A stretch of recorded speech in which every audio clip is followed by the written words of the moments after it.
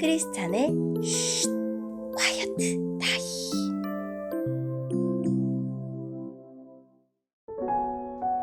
샬롬! 크리스찬 성도님들 반갑습니다.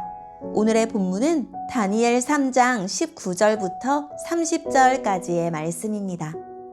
본문의 제목은 역사는 용광로 속에서 일어났다 입니다. 본문을 읽기 전에 어떤 내용인지 요약본을 먼저 읽어드릴게요. 세 친구는 하나님을 철저히 믿었습니다. 그 결과 7배나 뜨거운 용광로로 들어갑니다. 하지만 하나님은 사람의 모습과 같은 모습으로 찾아오셔서 세 친구를 지켜주셨습니다.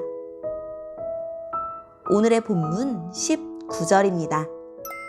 느부갓네살 왕은 사드락과 메삭과 아벳느고에게 잔뜩 화가 나서 얼굴빛마저 달라졌습니다. 그리고 용광로를 보통 때보다 7배나 더 뜨겁게 하라고 명령했습니다. 그리고 군대에서 힘센 용사 몇 사람에게 사드락과 메삭과 아벳느고를 묶어 불타는 용광로 속으로 던져놓도록 명령하였습니다. 그러자 용사들은 그들을 옷을 입은 채로 묶어서 불타는 용광로 속에 던져 넣었습니다. 그만큼 왕이 화가 난 것입니다. 용광로는 매우 뜨거워서 사드락과 메삭과 아벳느고를 붙잡고 있던 힘센 용사들이 불길에 타 죽었습니다. 사드락과 메삭과 아벳느고 세 사람은 단단히 묶인 채 불타는 용광로 속으로 던져졌습니다. 그때 느부갓네살 왕이 깜짝 놀라 급히 자리에서 일어나면서 보좌관들에게 물었습니다.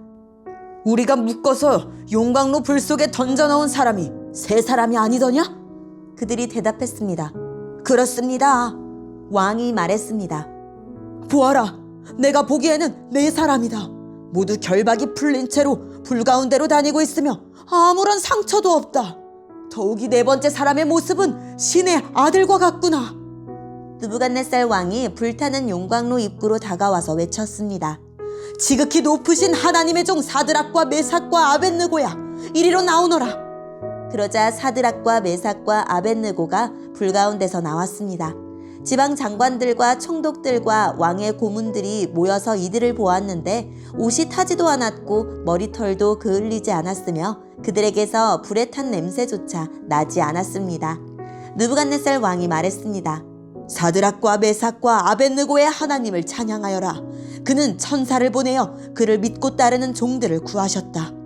이들은 왕의 명령을 무시하고 자신의 몸을 바쳐서까지 저희의 하나님이 아닌 다른 신들을 섬기거나 절하지 않았다. 그러므로 이제 내가 조서를 내린다. 모든 백성이나 나라나 민족들 중에 사드락과 메삭과 아벳느고의 하나님에 대하여 함부로 말하는 사람은 그 몸이 찢길 것이며 그들의 집은 쓰레기 더미가 될 것이다. 이런 방법으로 구원할 수 있는 신은 어디에도 없다.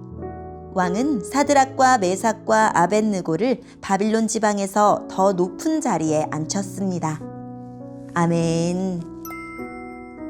오늘의 본문을 통해 이해할 수 있는 부분은 무엇일까요? 세 친구는 하나님이 구해주지 않으셔도 느부갓네살 왕이 세운 신상에는 절하지 않겠다고 했습니다.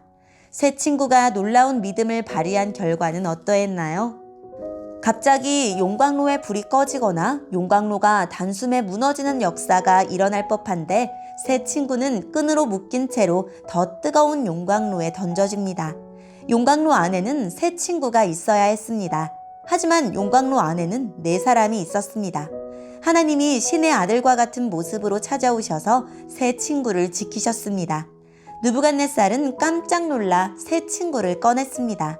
세 친구를 용광로에 넣으려고 한 힘센 용사들이 용광로 근처에서 타 죽었지만 용광로 안에 있던 세 친구는 머리털 하나 타지 않았습니다.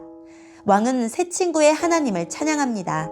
세 친구는 이 세상의 권력 앞에 굴복하지 않고 하나님만을 섬깁니다.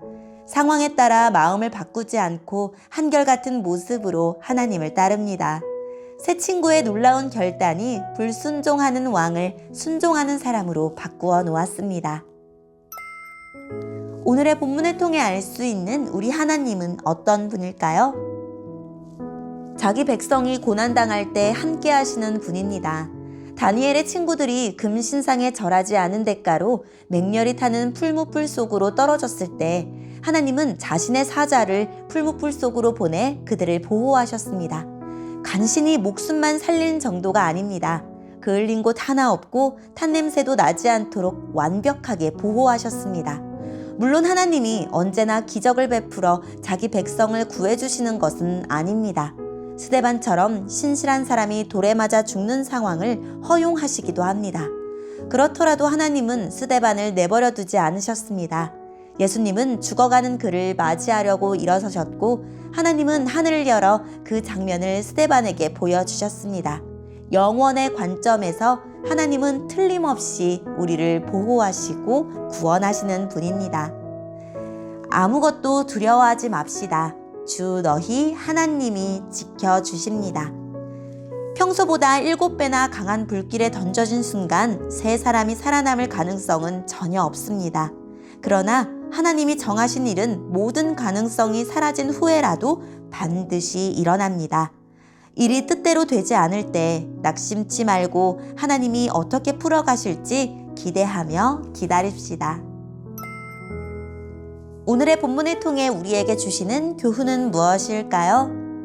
새 친구의 믿음은 느부갓네살에게 하나님의 영광을 드러내는 기회가 됩니다. 더 나아가 그들의 헌신으로 유다 사람들이 바빌론에서 하나님을 섬기는 일이 보호받게 됩니다. 우리가 믿음으로 순종할 때 하나님이 우리 행위를 모든 선한 일을 이루는 도구로 사용하실 것입니다.